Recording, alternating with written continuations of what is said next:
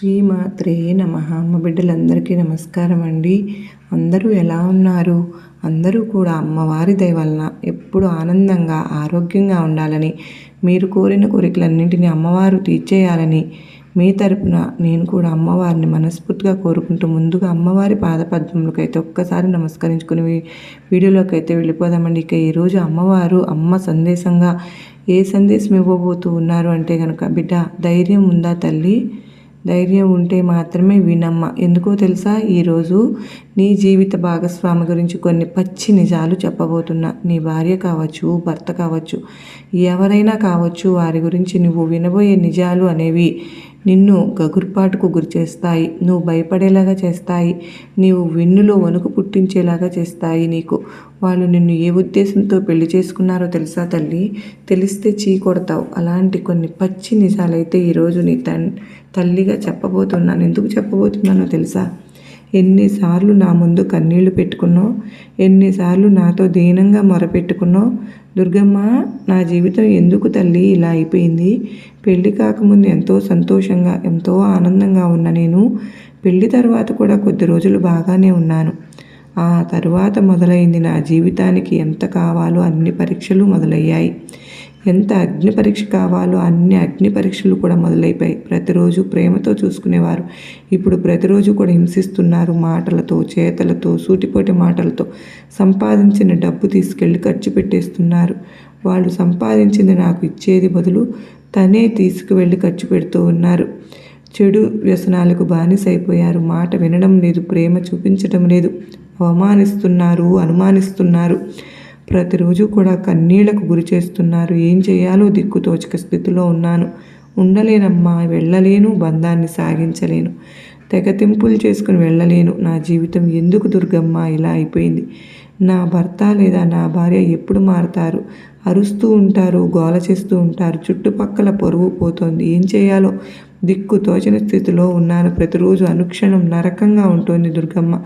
ఎప్పుడు నాకు ఈ నరకం తప్పుతుంది అని కన్నీళ్లతో అడుగుతున్నావు తల్లి. చూడమ్మా, అక్కడని దుర్గమ్మ మనసు గుండె కలుక్కుమంటుంది. బిడ్డ, ఎప్పుడైనా ఆలోచించావా నా బిడ్డ జీవితం ఎందుకు ఇలా అయిపోయింది అని? అప్పుడు దారి తెలిసింది. దానికి కారణం నీకు తెలియచేయాలి అనిపించింది. అందుకేనమ్మా ఈరోజు వచ్చాను ఈ సందేశంతో. నీ జీవిత భాగస్వామి గురించి ఈరోజు చెప్పబోతున్నాను. గుండె నిబ్బరం చేసుకుని గుండె గుప్పెట్లో పెట్టుకుని విను బిడ్డ, ధైర్యంగా విను. ఎందుకంటే వెన్నులో వణుకు పుట్టే నిజాలు ఈరోజు నువ్వు వినబోతున్నావు. కానీ వదులుకోవద్దు. వదులుకుంటావనుకున్నావంటే ప్రతిరోజు నువ్వు ఇది నరకం అనుభవించవలసి వస్తుంది. ప్రతిరోజు ఇదే నరకంలో భరించవలసి వస్తుంది. జీవితం గడపవలసి వస్తుంది. ఆ నరకం నుంచి నువ్వు ఎలా బయటపడాలో దానికి మార్గం కూడా నేను చెబుతాను. బిడ్డ, ఇక మీదట నువ్వు సంతోషంగా నీ జీవితం ఎలా ఉండాలో, ఎలా మలుచుకోవాలో కూడా నేను చెప్తాను. జాగ్రత్త, వదులుకోవద్దు. వదులుకుంటే ఆ కన్నీళ్ళు, ఆ కష్టము, ఈ బాధ, ఈ అగచాట్లు జీవితాంతం తప్పవు. అవన్నీ ఈరోజు నేను దూరం చేసుకోవాలి అనుకుంటే మాత్రం విను. ఈరోజు నీ దుర్గమ్మ సందేశాన్ని వింటావు కదూ. ఈరోజు నీకు ఒక అద్భుతమైనటువంటి సందేశంతో నీ దుర్గమ్మను వచ్చాను. తప్పకుండా మామూలుగా అయితే సహజంగా అమ్మవారు ఇలాంటి సందేశాలను ఇవ్వరు. కానీ ఈరోజు ఇస్తున్నారు అంటే దాని వెనుక ఎంతో లోతైన అర్థం, భావన ఉంటుంది. కనుకనే ప్రతి ఒక్కరూ తెలుసుకోవాల్సిన ఈ లోతైన భావన ఉంది. అందుకే అమ్మవారు మన ముందుకు తీసుకుని వచ్చారు. అమ్మవారి సందేశం ద్వారా అందరూ అర్థం చేసుకోవాలని, తెలుసుకోవాలని, మీ కష్టాలను దూరం చేసుకోవాలని.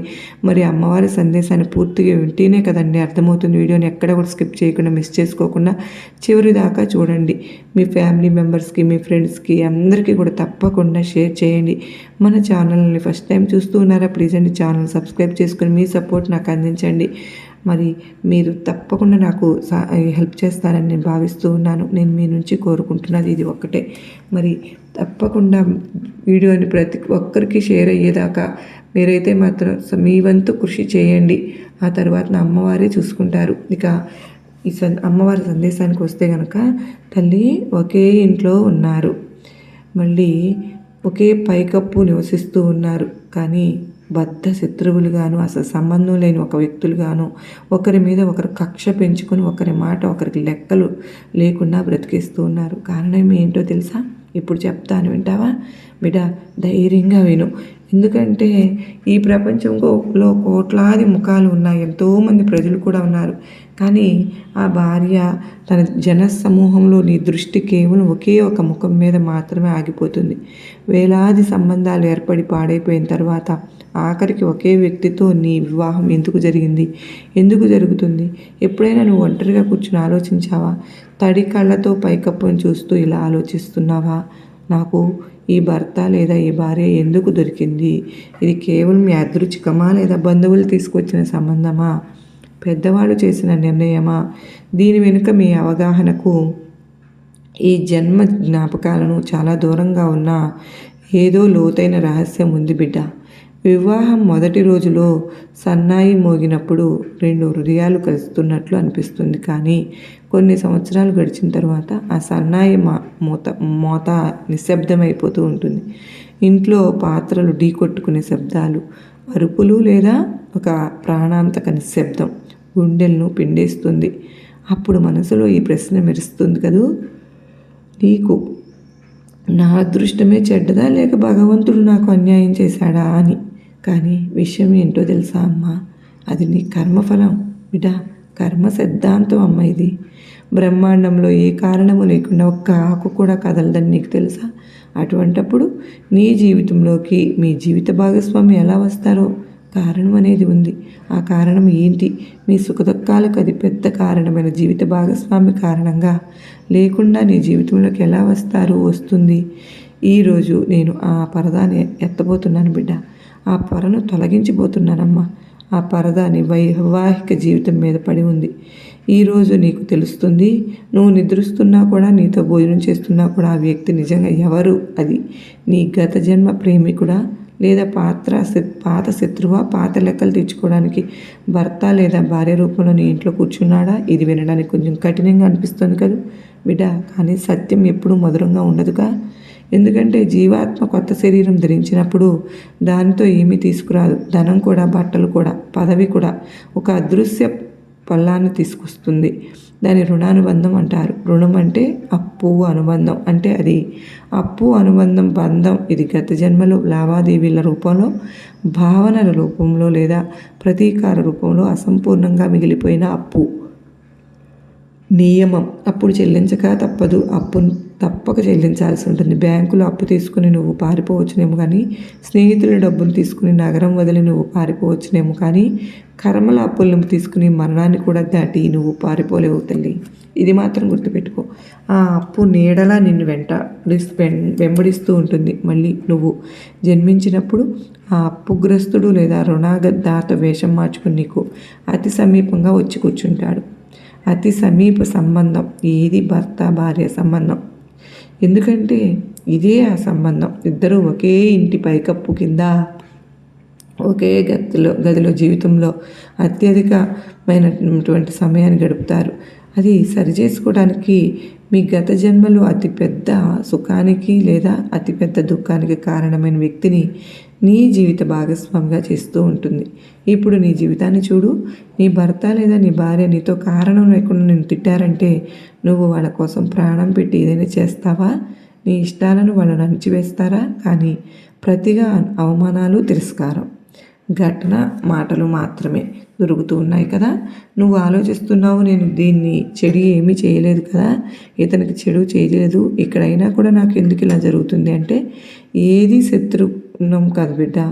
గత జన్మలో నువ్వు ఎవరినో బాధ పెట్టావు, బహుశా ఎవరినో మోసం చేశావు, దగా చేశావు లేదా అవమానించావు.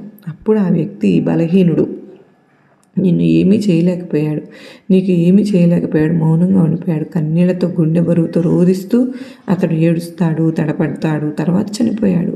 కానీ ఆ బాధ, ఆ ప్రతీకార జ్వాల చల్లారలేదు. ఆ శక్తి బ్రహ్మాండంతో తేలుతూ ఉండిపోయింది.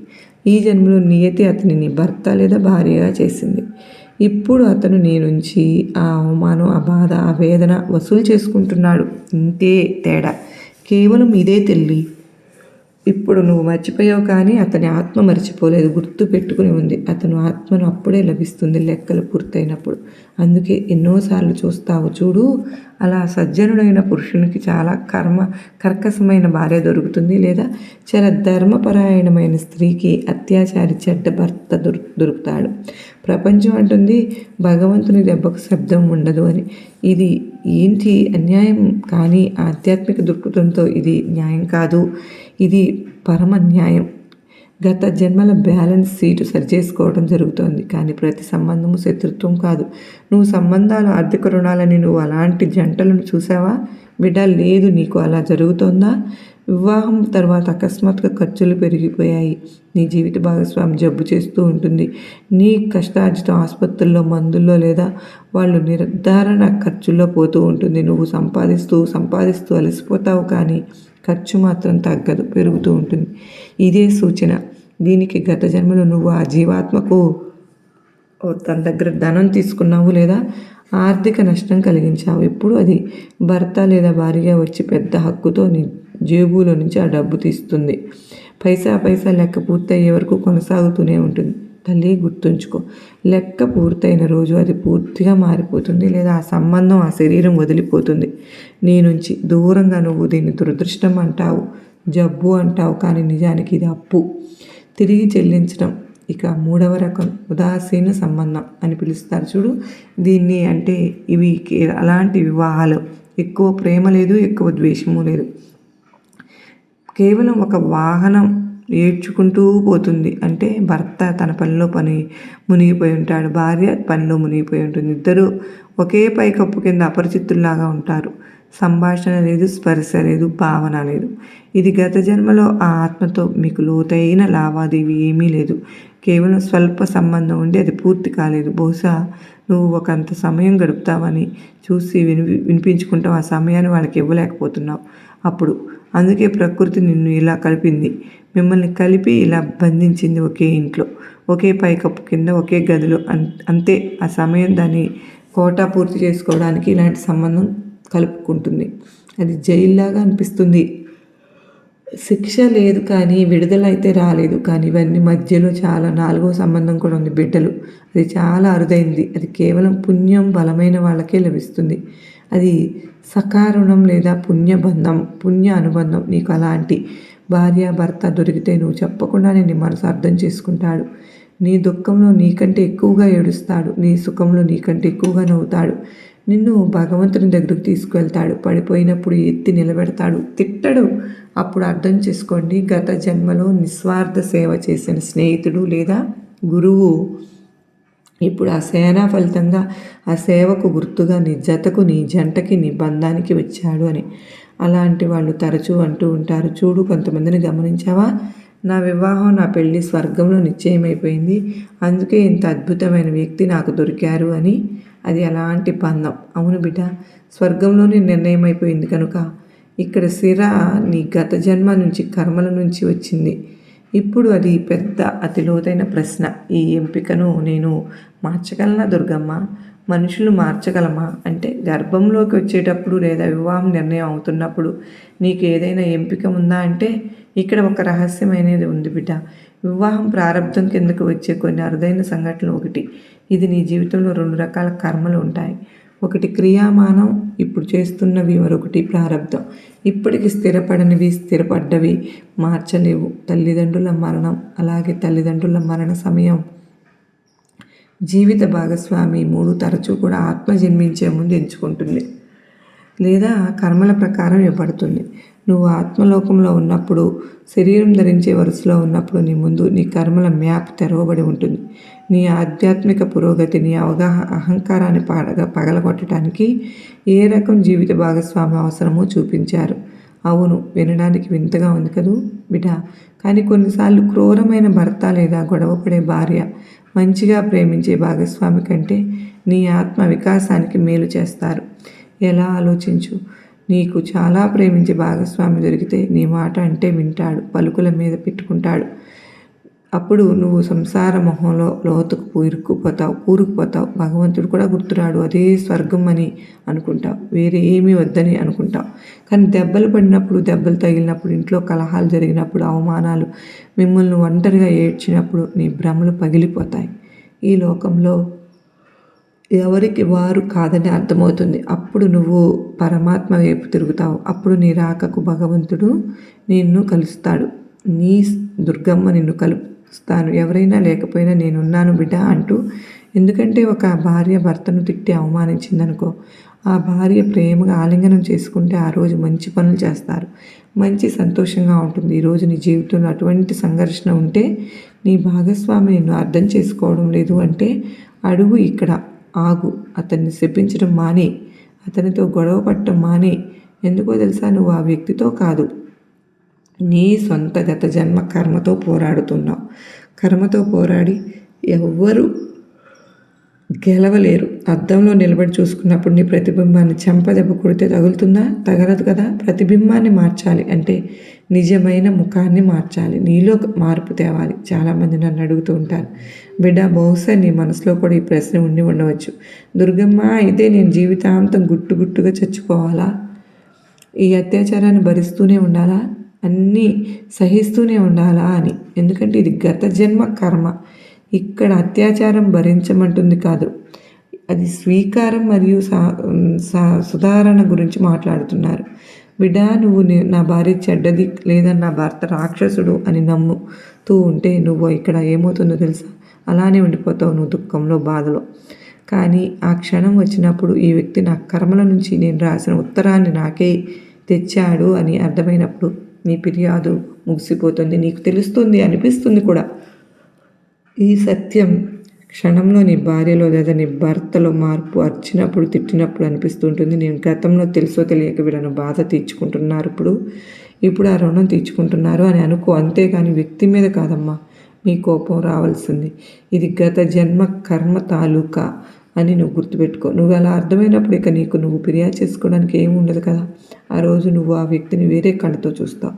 ఈ బిచ్చగాడు కూడా ఒక నీతి చేతుల్లో బలవంతంగా ఉన్నాడని అనుకుంటావు. తన పాత్ర పోషిస్తున్నాడు నా లెక్కలు తీర్చడానికి. అక్కడే ఒక అద్భుతం జరుగుతుంది అని. అయితే కర్మబంధాన్ని తెంపే ఒక రహస్య విధానం ఉంది, చెప్పున బిడ్డ, వింటావా? నీ జీవిత భాగస్వామి మీద ద్వేషం ఉంటే గుర్తుంచుకో, ద్వేషం కూడా ఒక బంధం, ప్రేమ కంటే లోతైన బంధం. ద్వేషం నువ్వు ప్రేమించిన వ్యక్తిని మరుజన్మలో మర్చిపోవచ్చునేమో, కానీ ద్వేషించిన వ్యక్తి గురించి రోజు చెడు ఆలోచిస్తే ప్రకృతి అన్నీ మళ్ళీ నీ ముందు నిలబెడుతుంది తీసుకొచ్చి. నీ ధ్యాస అతని మీదకే ఉంటుంది కనుక తన భర్త లేదా భార్య నుంచి బయటపడాలంటే ఒక విడాకులు తీసుకోవడం చాలదు బిడ్డ. కాగితంపై రాసిన ఈ విడాకులు జరగవచ్చు, కానీ ఆత్మస్థాయిలో అది విడాకులు తీసుకోవడం కాదు. క్షమ వచ్చే వరకు అది ఆగదు, సాగుతుంది. నీ మనసులో అతని పట్ల ఒక కఠినమైనటువంటి ఆలోచన కూడా ఉంది కదూ. అలా ఉంటే ఒక దారం బిగుసుకునే ఉంటుంది. నీ మూసుకున్న కళతో ఆ బాధ కలిగించే భాగస్వామిని క్షమించే భగవంతుడితో ఇలా అన్న రోజు, భగవంతుడా, దీనితో నాకు ఒక పాత లెక్కలు ఏమైనా ఉంటే ఈరోజు నేను ప్రేమతో క్షమతో ముగించేసుకుంటున్నాను. నేను ఈ బంధాన్ని విడుదల చేస్తున్నాను. నన్ను నేను విడుదల చేసుకుంటున్నాను. ఆ రోజు ఆ అదృశ్య ద్వారం తెగిపోయింది. తల్లి, నువ్వు ఇలా అడిగిన రోజు ఆశ్చర్యంగా లేదా ఆ వ్యక్తి ప్రవర్తన మారిపోతుంది తెలుసా? లేదా ఆ వ్యక్తి నీ జీవితం నుంచి ఏ కఠినత్వం లేకుండా దూరం అయిపోతాడు. మరో విషయం అర్థం చేసుకో బిడ్డ, నువ్వు తరచూ ఆలోచిస్తున్నావు కదూ, నా ఆత్మకు దగ్గరగా ఆత్మీయుడు ఎందుకు దొరకలేదు అని. అంటే ఇక్కడ సత్యం ఏమిటో తెలుసా తల్లి? నీ ఆత్మీయుడు అంటే ఎవరో ఎప్పుడు సంతోషంగా ఉంచేవాడు కాదు. ఆధ్యాత్మిక అర్థంతో నీ ఆత్మీయుడు అంటే ఇక్కడ భాగస్వామి నీ ఆత్మకు శుద్ధి చేసి, భాగస్వామి ఆత్మ బంగారంలాగా ఉంటుంది. బంగారాన్ని శుద్ధి చేయడానికి అగ్నిలో తప్పించాలి కదా. నీ భాగస్వామి నిన్ను తప్పిస్తున్నాడు కనుకనే కాలుస్తున్నాడు. అంటే నిన్ను కాలుస్తున్నాడు అంటే నీ అశుద్ధాన్ని కాలుస్తున్నాడు. నీ అహంకారాన్ని, నీ ఓర్పుని, నీ లోపాన్ని, కోపాన్ని బయటకు తీస్తున్నాడు. నిన్ను మంచి మనిషిగా మార్చే సవాలు ఇస్తున్నాడు. ఇలా అంటే మహాభారతంలో గాంధారి అంధుడై ధృతరాష్ట్రుని ఎంచుకుంది. మండోదరి అహంకారై రావణుని ఎంచుకుంది. అది యాదృచ్ఛికమా? కాదు, అది మహాత్ముల ఎంపిక. వాళ్ళు కఠిన పరీక్ష ఎంచుకున్నారు. ఎందుకంటే సులభమైన ప్రశ్నాపత్రం ఎక్కడ ఉంటుంది అంటే జీవితం అనే క్లాసులో కఠినమైన భర్త లేదా కఠినమైన భార్య దొరకటం.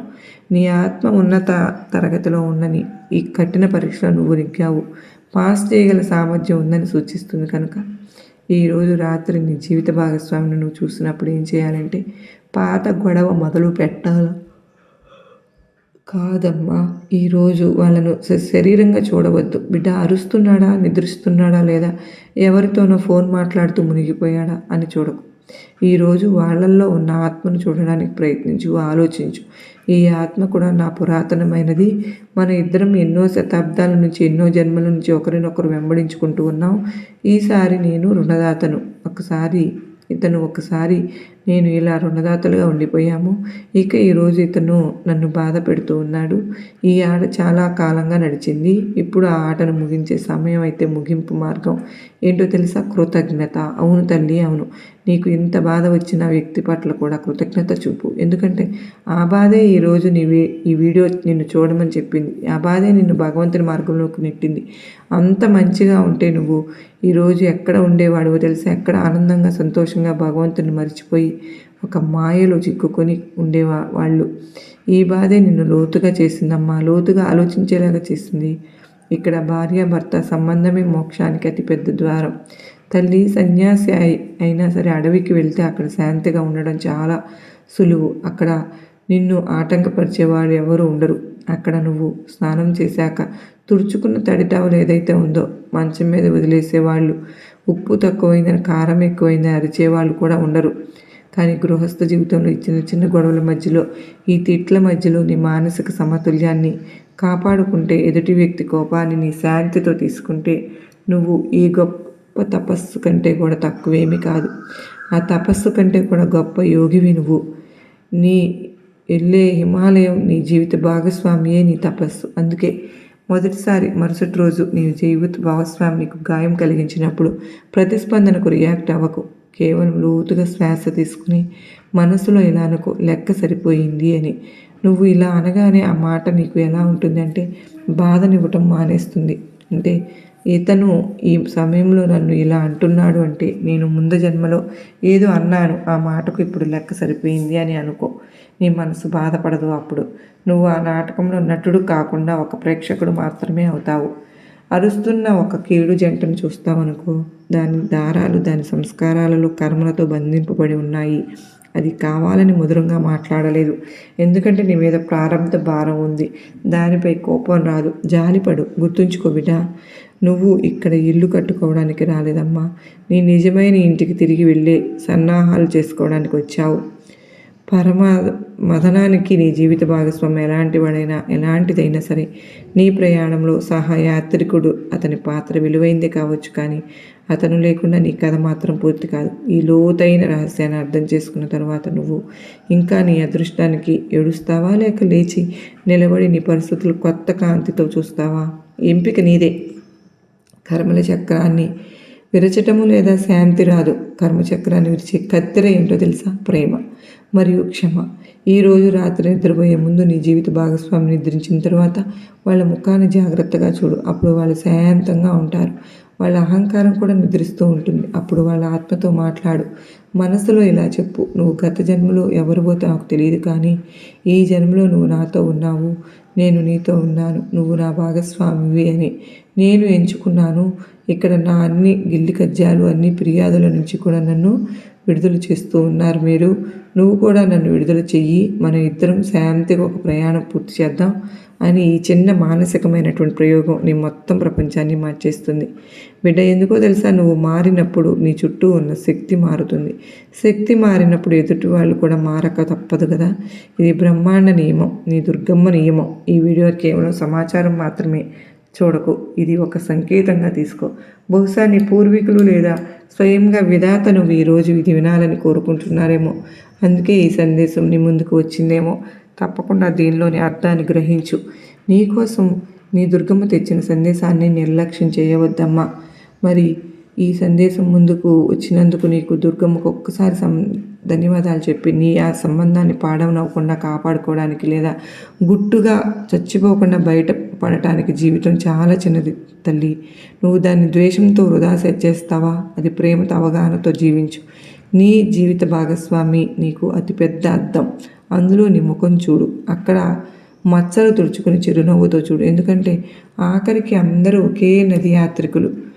కేవలం వేరువేరు బాటల్లో ఉన్న కలవటం, విడిపోవడం అన్నది ఆ ప్రయాణాన్ని బట్టి ఉంటుంది. ఆ ప్రయాణ ఆనందాన్ని తెలుసుకోవడం ఇక్కడ జాగ్రత్తగా చేయాలి. అది ఆత్మకే తెలుసు. ఈరోజు ఈ మాటలు నీ హృదయంపై పేరుకుపోయి ఉన్న కొంత భారాన్ని అయితే తగ్గించాయని నేను అనుకుంటున్నాను. నీకు కూడా అనిపిస్తే నిజంగా దుర్గమ్మ నా గుండెల్లో ఉన్న భారం తగ్గింది, మా గొడవలకు నాకు కారణం తెలిసింది. నేను ఇంకా నా జీవిత భాగస్వామి మీద కోపంతో కాదు, కక్షతో కాదు, బాధతో కూడా కాదు, అర్థం చేసుకోవడానికి ప్రయత్నిస్తాను. నేను గత జన్మలో ఏదో తనను బాధ పెట్టే ఉంటాను, ఆ రుణం తీర్చుకుంటున్నాను దుర్గమ్మ అంటూ నాకు ఇక్కడ ఒక మాట చెప్పు బిడ్డ. నా మనసు ప్రశాంతంగా ఉంది, నా జీవితంలో ఎలా ఉండాలో నాకు అర్థమైంది దుర్గమ్మ అంటూ నాకు ఇక్కడ ఒక్కసారి చెప్పు తల్లి. ఎందుకంటే నీకు జవాబు దొరికింది. ఇప్పుడు నీకు ఖచ్చితంగా అనిపిస్తే శ్వాస తీసుకుని నిన్ను క్షమించుకో. ఇక్కడ కామెంట్లో రాయి, నేను నా సంబంధాలను స్వీకరిస్తున్నాను మరియు వాటిని పవిత్రం చేస్తూ ఉన్నాను. అవును, ఈ వీడియో ఎవరికైతే వైవాహిక జీవితంలో ఎన్నో ఇబ్బందులు పడుతున్న బిడ్డలు చూస్తూ ఉంటే కనుక రోజు ఏడుస్తున్న వారికి సహాయం చేస్తుందని ఈరోజు నాకు అనిపించింది. కనుకనే బిడ్డ కొంచెం ఓదార్పు కలుగుతుంది, గుండెల్లో కొంచెం భారం తగ్గుతుంది, దిగుతుంది, కొంచెం ధైర్యం ఇస్తుంది. నీ తలరాతను నువ్వు తిట్టుకోకుండా ఉంటావు, నిన్ను నువ్వు నిందించుకోకుండా ఉంటావు, భగవంతుని దూషించకుండా కూడా ఉంటావు. అందుకని ఈ సందేశం అనేది ఈరోజు నీ ముందుకు తీసుకొచ్చాను. ఇది ఒక పుణ్యకార్యం బిడ్డ. ఇద్దరు జంటలు ఎందుకు కలుస్తారో, ఎందుకు బాధపడతారో, ఎందుకు ఏడుస్తారో, ఎవరు విడిపడతారో అవన్నీ కూడా పూర్వజన్మల రుణానుబంధమే, పూర్వజన్మ అప్పు. ఇది ఆ అప్పుని ఈ జన్మలో చెల్లించుకుంటున్నారు అంతే, అంతకు మించి మరొకటి కాదమ్మా. అర్థం చేసుకునే జీవితం ఆనందంగా ఉంటుందని గుర్తుపెట్టుకో. అర్థం చేసుకోకపోతే ఆ జీవితం కష్టమైపోతుంది తల్లి. కనుక నీ దుర్గమ్మ మీద నమ్మకంతో అన్నీ కూడా నేను చెప్పినట్లు చేస్తామని ఆశిస్తూ భావిస్తూ ఉన్నాను అంటూ అమ్మవారైతే ఈరోజు అత్యద్భుతమైనటువంటి సందేశంతో మన ముందుకు వచ్చారు కదండి. ఈ వీడియో మీకు నచ్చింది, గొప్ప నమ్మకాన్ని, ధైర్యాన్ని కలిగించిందని అనుకుంటున్నాను. నచ్చింది అనుకున్న వారు ప్రతి ఒక్కరూ కూడా చిన్న కామెంట్ సెక్షన్లో శ్రీమాత్రే నమః అని కామెంట్ పెట్టి మీ సపోర్ట్ నాకు అందించండి. అంత మాత్రమే కాదండి, లైక్ చేసి సపోర్ట్ చేయండి. చాలామంది సబ్స్క్రైబ్ చేసుకోకుండా ఉన్నారండి. మరి మీకు అమ్మవారి సందేశాలు చాలా నచ్చుతున్నాయి, గొప్ప నమ్మకాన్ని కలిగిస్తున్నాయి అని ప్రతి ఒక్కరూ అంటూ ఉన్నారు కదా. మరి సబ్స్క్రైబ్ చేసుకుంటే మీకు వెంటనే నోటిఫికేషన్ రూపంలో వచ్చేస్తాయి కదండి. మొదటిగా మీకే వస్తాయి కదా. తప్పకుండా సబ్స్క్రైబ్ చేసుకుని మరి అమ్మవారి సందేశాలని ప్రోత్సాహకరంగా మీరందరూ ముందుకు తీసుకువెళ్తారని మీ నుంచి నేను మనస్ఫూర్తిగా కోరుకుంటున్నానండి. మరి ఈరోజు అమ్మవారి ఆశీస్సులు, కృప, కరుణ, కటాక్షములు మనందరిపైన నిండుగా మెండుగా ఉండాలని, ఆ తల్లి కరుణతో మనందరికీ కూడా అష్టైశ్వర్య ఆయురారోగ్యాలను, భోగభాగ్యాలను అందించాలని మనస్ఫూర్తిగా అమ్మవారిని మరొక్కసారి వేడుకుంటూ మరో చక్కని అమ్మవారి సందేశంతో కలుసుకుందామండి. అంతవరకు నమస్కారం ఫ్రెండ్స్. ఓం సాయిరాం. శ్రీమాత్రే నమః. సర్వే జనా సుఖినో భవంతు. లోకా సమస్త సుఖినో భవంతు.